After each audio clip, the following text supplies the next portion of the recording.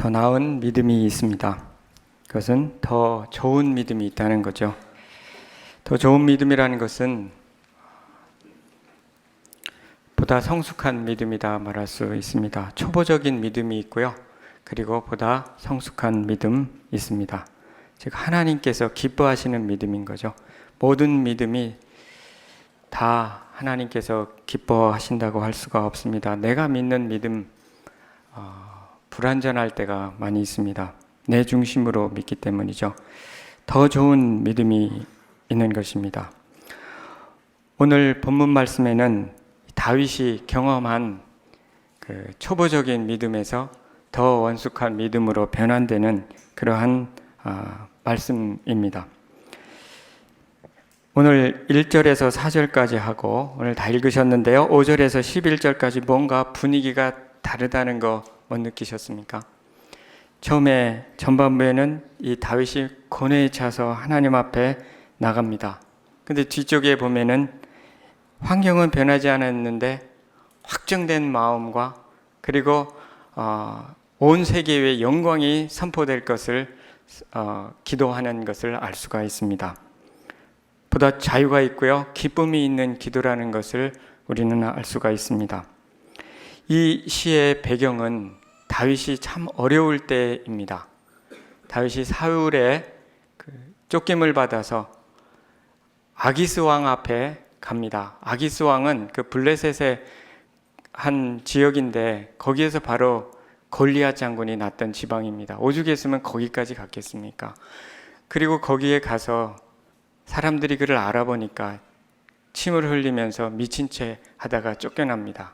그리고 간 곳이 아둘람 굴입니다. 근데 이 시의 앞에 보면 성경에 꼭 이렇게 적혀 있습니다. 다윗이 사울을 피하여 굴에 있던 때, 바로 아둘람 굴에 있었던 때입니다. 그때 마침 도액이란 사람이 사울에게 아히멜렉이라고 하는 제사장이 다윗을 도왔다고 고발합니다. 그래서 사울이 화가 나서 모든 제사장들을 아히멜렉을 포함해서 제사장들을 모아다가 다 죽입니다. 이 소식을 듣고 있었습니다. 그 아둘람 굴에서 쫓겨가 있었고요. 그때 많은 사람들이 이제 왔는데 환난 당한 자, 원통한 자, 빚진 자, 어려움 있는 사람들이 400명이나 모였습니다. 자기 한 몸도 가누기 어려운 그런 때인데 많은 어려움 당한 사람들이 함께 했던 거죠. 그 지도자가 됐는데 어깨에 짐이 많았고요. 그리고 자기 때문에 많은 사람들이, 그것도 제사장들이 죽어야 했던 것입니다. 너무 이렇게 어려움 있을 때 그가 하나님 앞에 나갔습니다. 그리고 은혜를 구하고 도우심을 구합니다. 이 재앙이 지나기까지 내가 하나님 앞에 피하겠다 말하면서 부르짖습니다. 그리고 사람들이 참기 어려웠던 것은 그를 비방하는 거죠. 매우 절대절명의 위기 가운데 놓여 있습니다.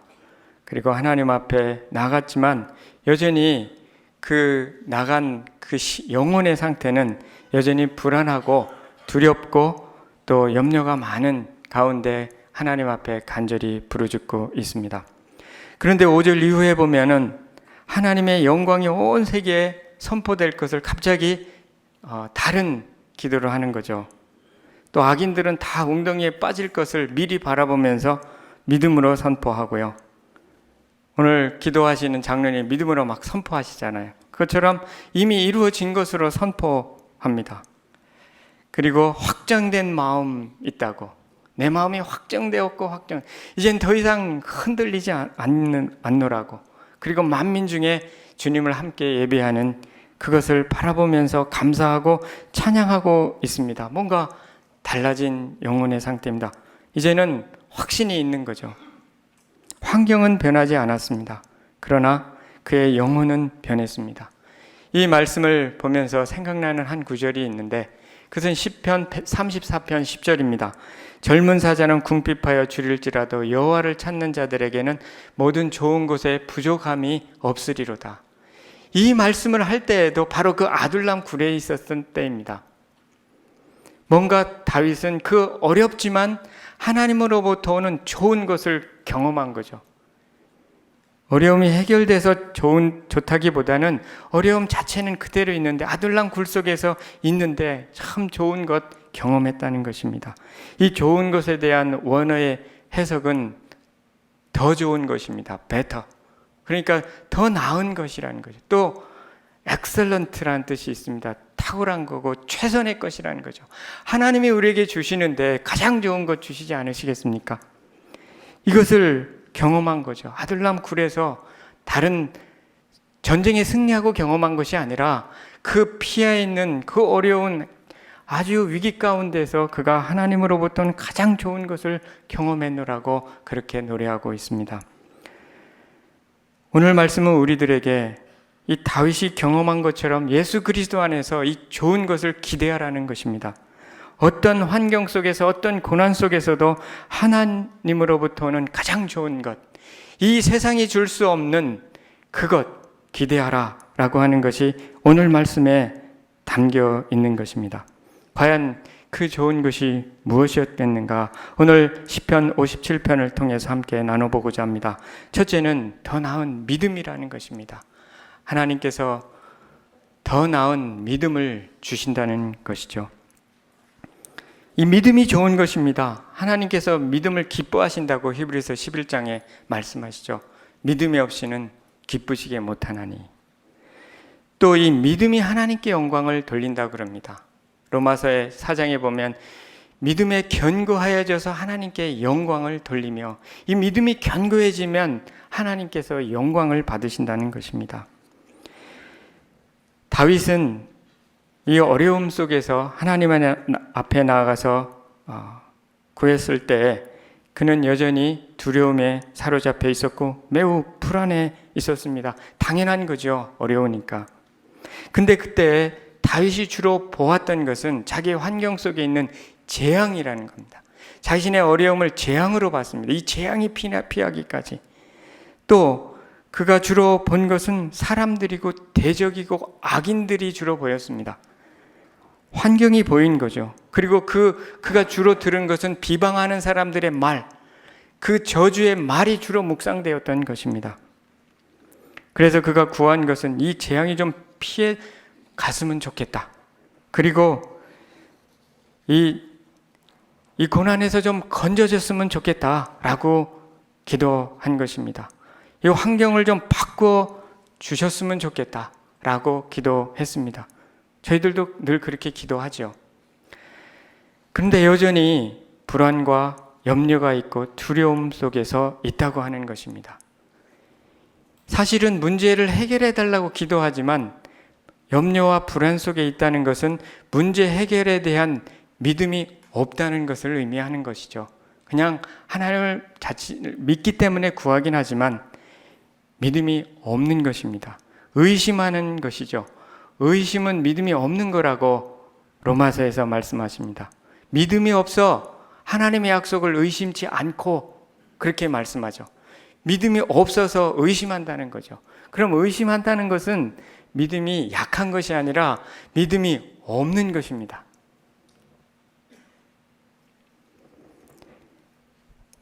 헬무트 틸리케라고 하는 유명한 신학자가 있는데요. 염려의 반대는 믿음이라는 걸 말했습니다. 염려의 반대가 믿음이라는 것. 믿음의 반대는 염려겠죠. 염려는 탈을 쓴 우상숭배라고 말했습니다. 염려 속에 우상숭배가 있다는 것입니다. 나를 의지하기 때문에 뭔가 불안한 거예요.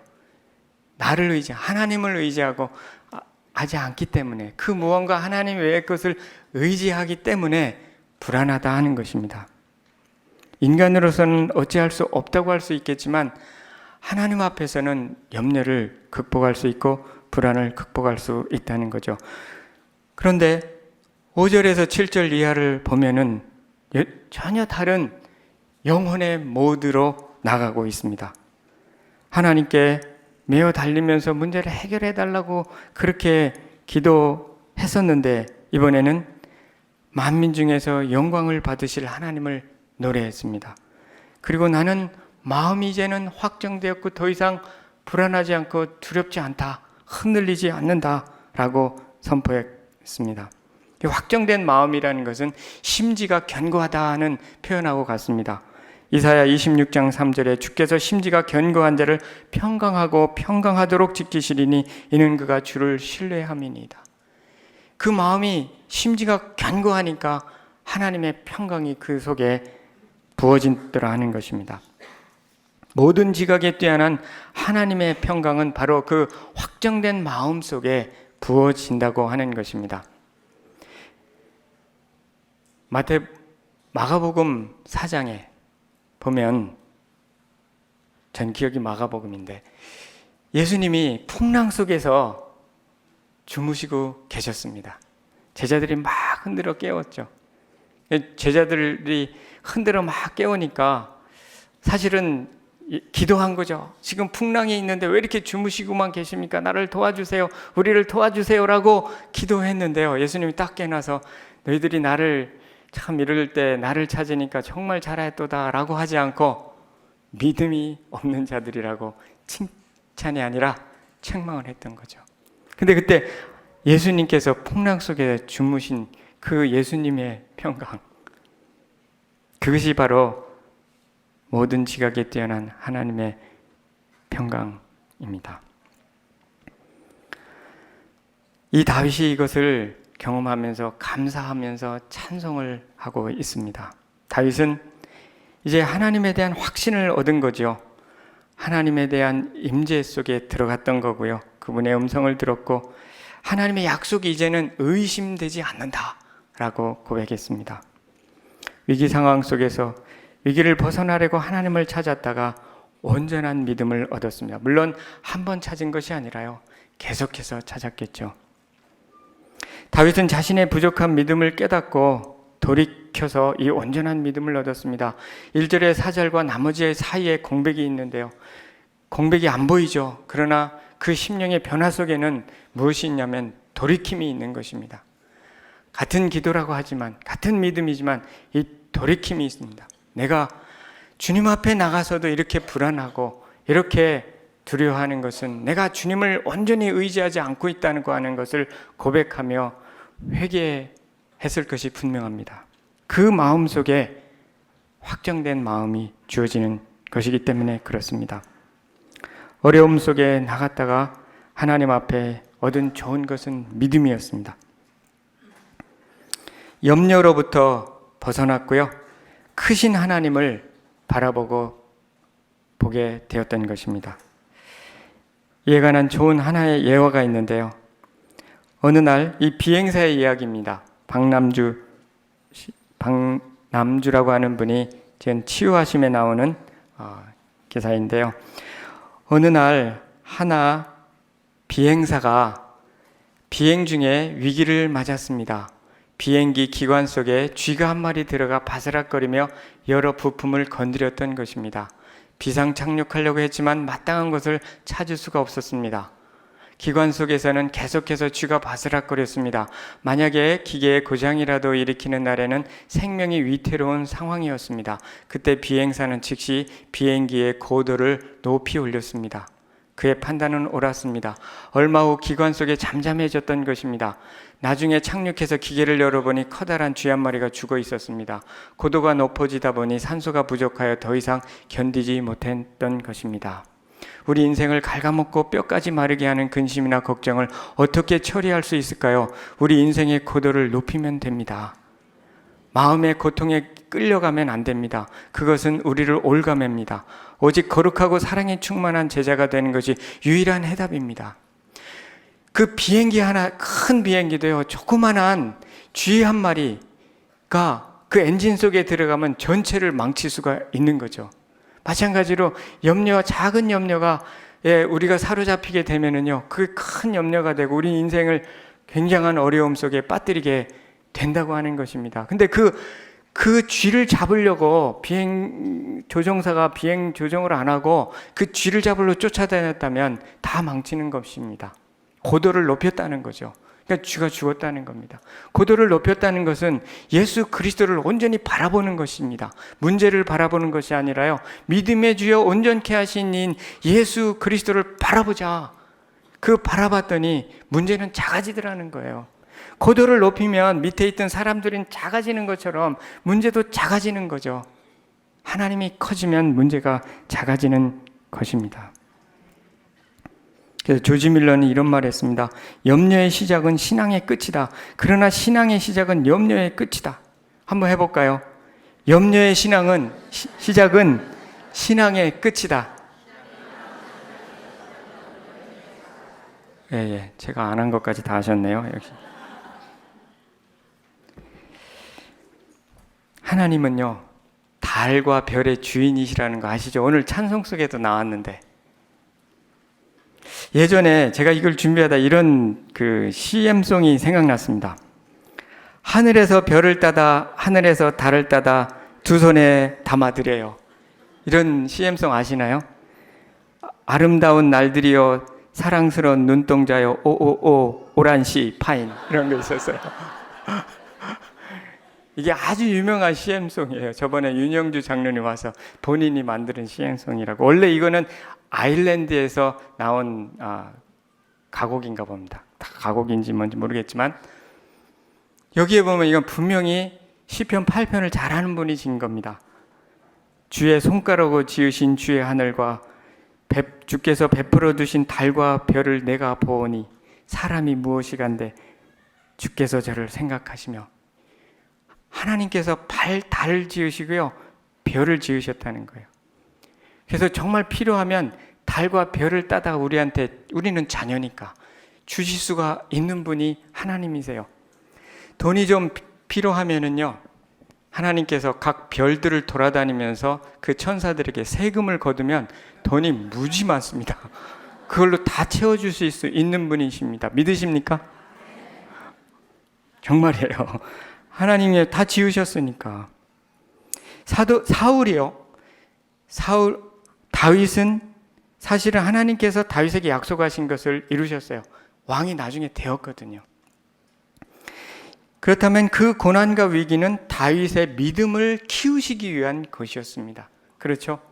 우리에게 주신 위기도 마찬가지고 고난도 마찬가지입니다. 우리의 믿음을 키우시기 위한 것입니다. 하나님을 믿고 하나님의 약속을 믿으시기 바랍니다.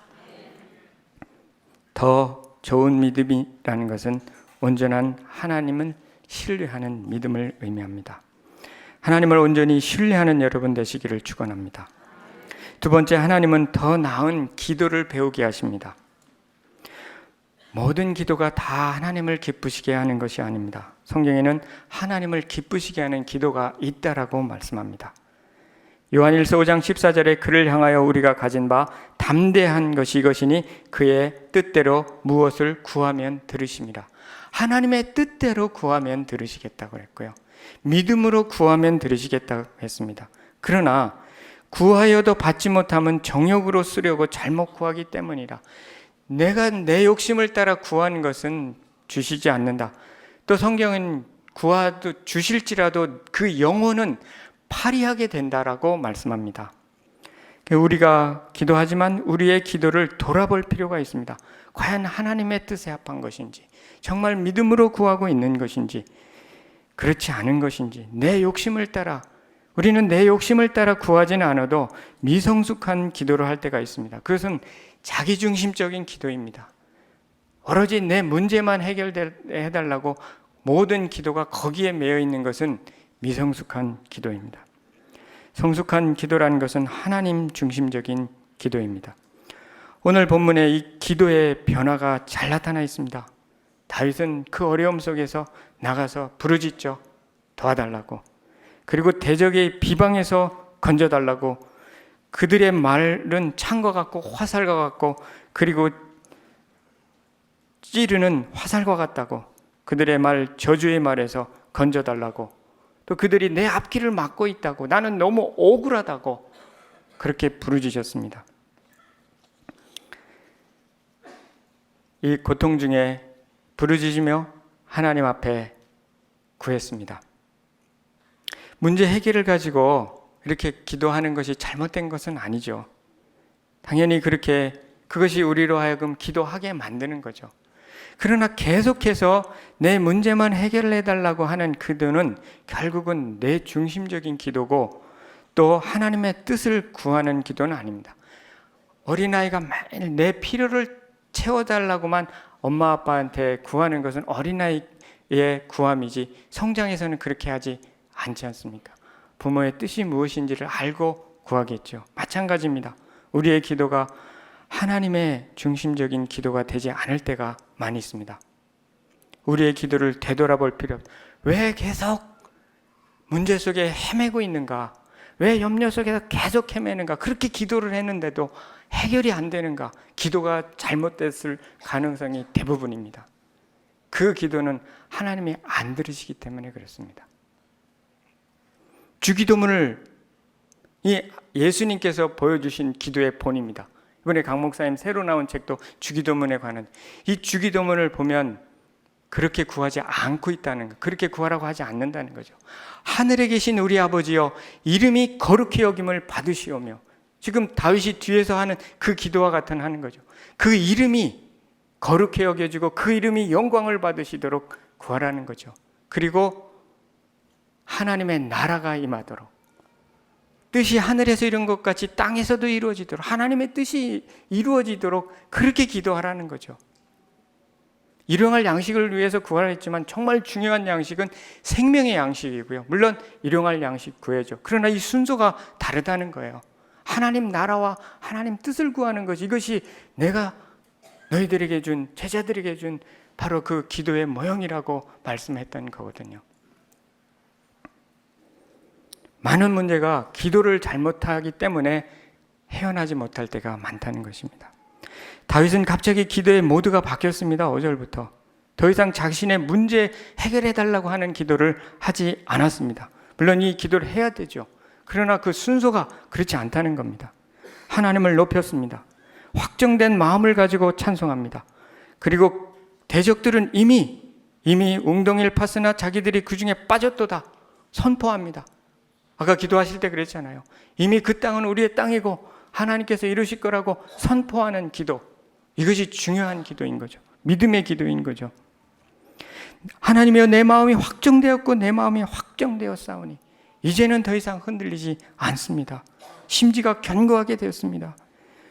우리는 신약 성경에서 고난을 벗어나게 해달라는 기도를 초대 교인들이나 신약 성경에서 찾을 수가 없다는 것을 주의해야 합니다. 신약 성경에 이 고난으로부터 벗어나게 해달라고 기도하지 않았고, 이 고난 속에서 믿음을 지키게 해달라고, 이 고난 속에서 계속해서 복음을 전파하게 해달라고 기도했지, 그들이 내 이 고난을 없애달라고 기도하지 않았다고 하는 것을 우리는 매우 주목해야 합니다. 사도행전 4장 29절에 그들이 복음을 전하다가 큰 어려움, 핍박을 당했죠. 그때 이렇게 기도합니다. 주여, 이제도 그들의 위협함을 굽어 보시옵고 또 종들로 하여금 담대히 하나님의 말씀을 전하게 하여 주시오며 손을 내밀어 병을 낫게 하셨고 표적과 기사가 거룩한 종 예수 이름으로 이루어지게 하옵소서. 복음을 그 어려움 속에서 전하고, 복음을 전하다가 기도할 때 그 기도가 응답되어서 병이 낫는 역사도 있게 하여 주옵소서라고 기도하고 있습니다. 또한 이렇게 기도했죠. 내 영광아 깰지어다, 비파야 수금아 깰지어다, 내가 새벽을 깨우리로다. 나의 영광은 영혼이란 뜻입니다. 나의 영혼이 이른 아침에 기쁨으로 일어나 주님을 찬양하겠습니다. 주님은 살아계신 하나님이시므로 예배를 받기에 합당하십니다. 나의 가장 소중한 시간 새벽을 내가 드리겠습니다. 이렇게 노래하고 있습니다. 내가 하나님의 손을 구했는데 그 손보다 이제는 하나님의 얼굴을 먼저 구하겠습니다. 이렇게 찬양하고 고백하고 있는 것입니다. 그리고 주여, 내가 만민 중에 주께 감사하며 문 나라 중에서 주를 찬송하리다. 이제 만민 중에, 문 나라 중에서 내가 감사하다는 거죠. 만민 중에서 자기의 문제에서 벗어났어요. 하나님의 관심, 문 나라가 다 주님께 돌아오고 예배하는 그 모습, 이제는 확정된 마음이 되어서 하나님 앞에 감사하고 찬송하겠습니다. 이렇게 기도했던 거죠. 이제 그의 다윗의 시야는 자기의 문제에서 벗어났고요. 하나님께로 고정된 것을 알 수가 있습니다. 그의 기도가 간구에서 예배의 기도로 발전하고 있다는 거죠. 이것이 굉장히 중요합니다. 우리가 이 구하는 자체가 잘못된 것이 아니라 우리의 간구는 예배로 이어져야 된다는 것입니다. 예배라는 것은 엎드리는 겁니다. 엎드린다는 것. 나의 모든 것을 주님 앞에 내어 맡기는 겁니다. 하나님의 옳습니다. 하나님이 가장 위대하십니다. 라고 고백하고 주님께 엎드리는 것. 이것이 예배입니다.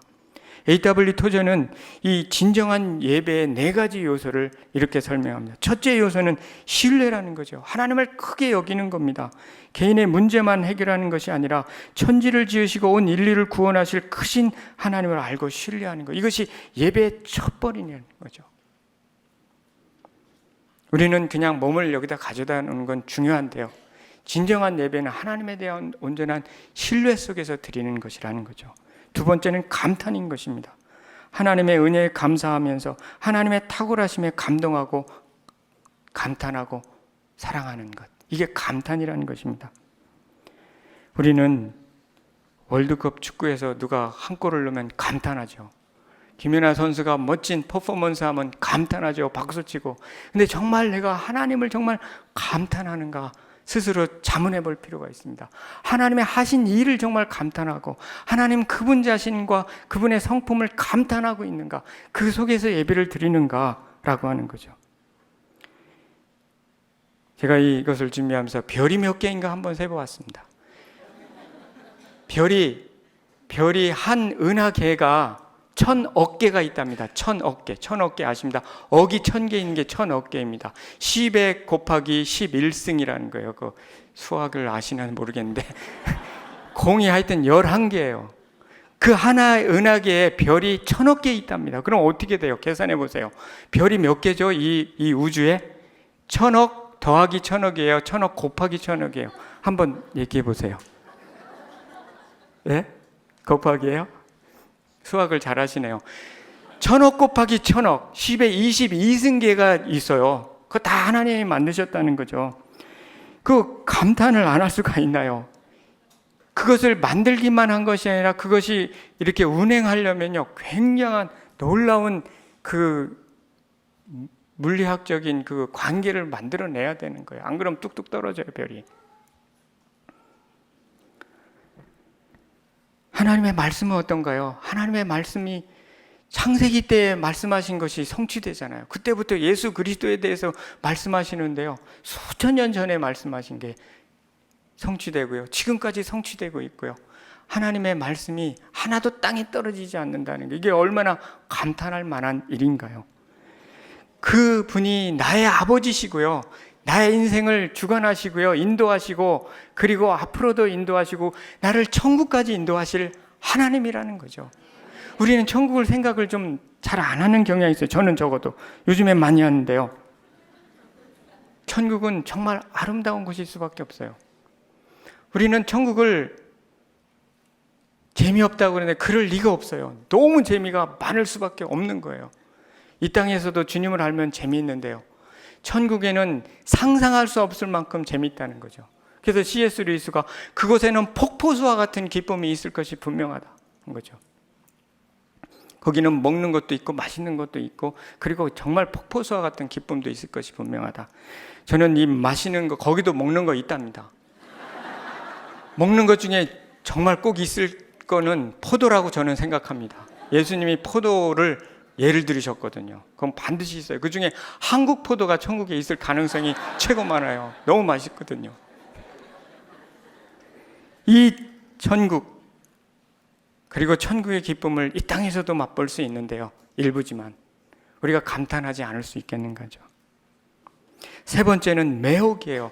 하나님의 아름다움. 오늘 찬양 속에도 나왔고 기도 속에도 나왔어요. 하나님의 아름다움에 매혹되는 것, 기도의 또 한 요소라는 거예요. 하나님은 얼마나 아름다우냐 하는 거죠. 다윗은 주의 아름다움을 앙망하여 라고 말했어요. 주의 아름다움을 앙망하여 주의 전에서 사모하게 하실 것이라. 하나님의 아름답다는 거예요.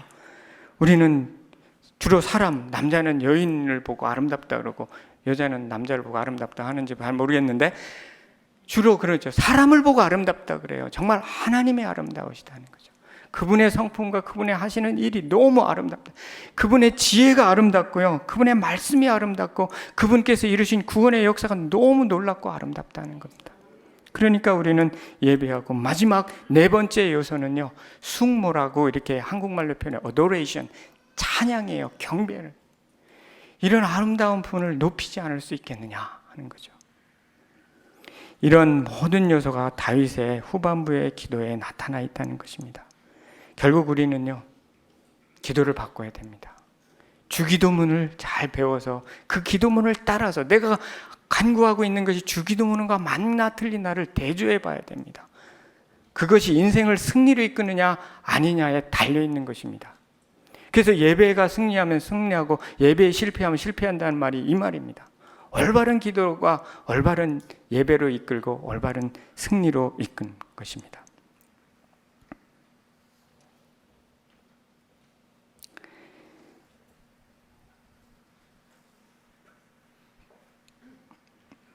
세 번째는요, 하나님은 더 나은 꿈을 주신다는 것입니다. 다윗은 기름 부음을 받고 왕이 될 것을 알았습니다. 그리고 곧바로 골리앗과의 싸움에서 놀라운 승리를 거뒀고, 그때 그의 꿈은 이스라엘의 왕이 되는 거죠. 그런데 그가 사울의 왕을 섬길 자가 될 때까지 순조롭게 이 꿈이 이루어지는 줄 알았습니다. 그러나 이때부터 사울에 쫓겼고요, 그리고 도망다니는 신세가 되었습니다. 이러는 가운데 그가 배웠던 것은 자신의 꿈은 내려놓고 하나님 주신 꿈을 발견하게 되었다는 거죠. 고난 속에서 하나님이여 주는 하늘 위에 높이 들리시며 주의 영광이 온 세계 위에 높아지기를 원하나이다. 내가 왕 되는 것보다요, 하나님의 영광이 더 소중합니다. 주여, 내가 만민 중에 주께 감사하며 문나라 중에 주를 찬송하리다.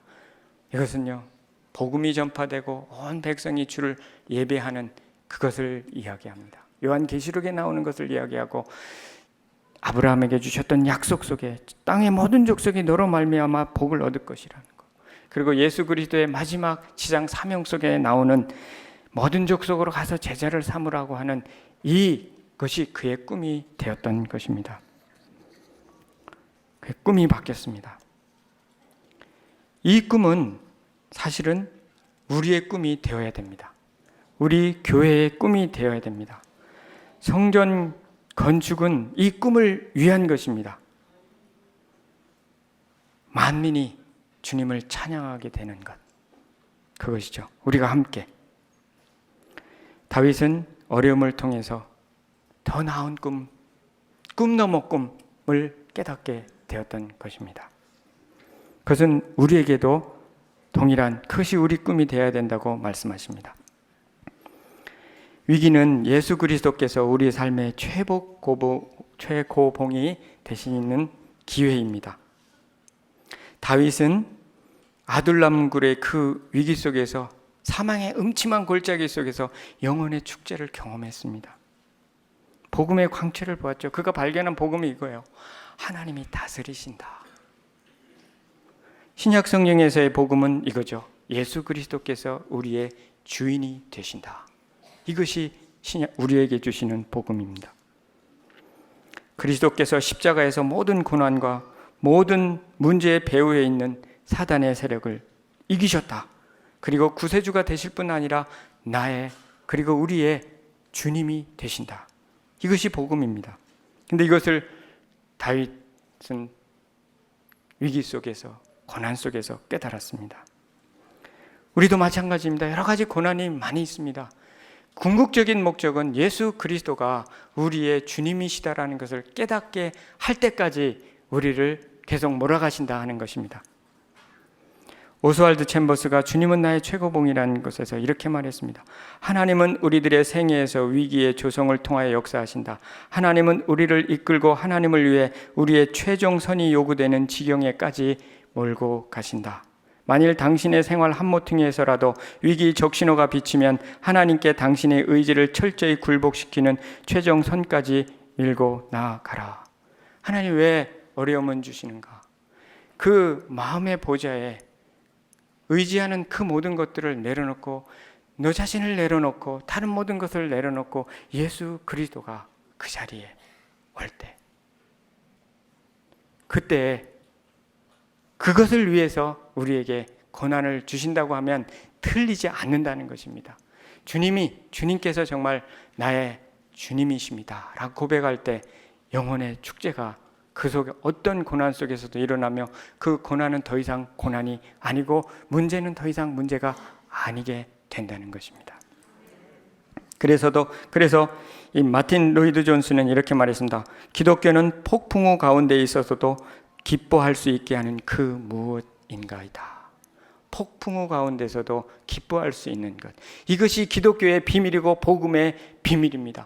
예수 그리스도를 믿는다고 하면 이 폭풍우 속에서도 주님께서 주시는 기쁨을 맛보는 사람이 성도가 되어야 한다는 것입니다. 그럴 수 있다는 것입니다. 성도 여러분, 그리스도를 믿는 우리는 어떠한 어려움 속에서도 우리는 기뻐하고 찬양할 수 있습니다. 불안과 두려움에 사로잡혀 있으면 우리들의 삶의 주인이 더 이상 주님이 아니라는 증거가 됩니다. 하나님을 올바로 예배하고 우리들의 눈을 주님께로 고정할 때 그때 더 이상 문제는 문제가 되지 않는다는 것입니다. 더 나은 믿음으로 나가시기 바랍니다. 더 나은 기도에 힘쓰시기 바랍니다. 하나님 주시는 꿈을 여러분의 꿈으로 삼으시기 바랍니다. 예수 그리스도께서 항상 함께 하시고 큰 축복으로 함께 하실 줄 믿습니다. 기도하겠습니다. 하나님 아버지, 감사합니다. 부족하고 연약한 저희들인데 주님께서 저희들을 구원해 주시고 저희들의 주님이 되어주시는 줄을 믿습니다. 확정된 마음으로 나아가는 저희가 될 수 있도록 도와주시고 축복하여 주시옵소서. 주님을 참으로 신뢰하고 경배하고 높여드리는 저희가 되도록 도와주옵소서. 감사하며 예수님 이름으로 기도합니다.